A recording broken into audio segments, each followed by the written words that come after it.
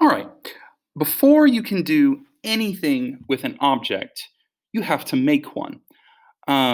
You kind of learned this early when you were trying to use scanner class. You had like scan.nextInt and scan.nextLine. But before you could do anything with a scanner object, you had to create a scanner object. So, how do you do that? Well, first of all, you have to make a constructor. The header for your constructor will always be public and then the class name. Nothing else, no other modifiers, just public and the class name. So, for example, when we did circles up here, it was public circle. And then you take on any parameters that you need to initialize the attributes of that object. So, for us, we needed the radius here. For scanner class, you basically tell how you're getting your input. That's how you initialize your scanner class objects. But after you've done that, after you've set that up and you say how you're going to initialize your attributes, your instance variables, then you can go about actually creating an object.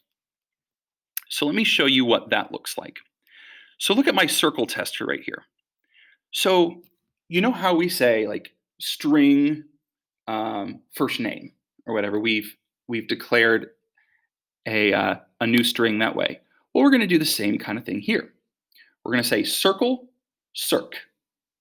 Okay, this is the type of object that we're declaring.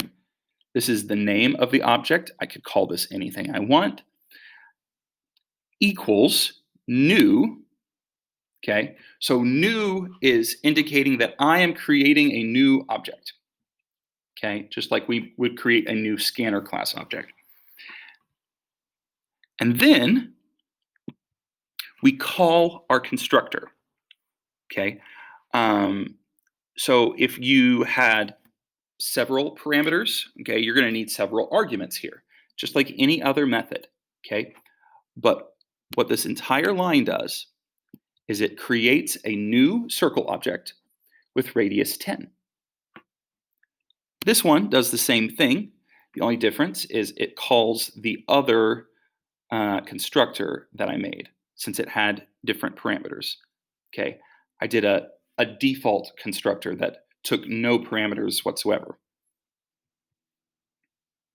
Okay, so we can't do anything else basically until we've created these objects, and we create these objects by calling the constructors.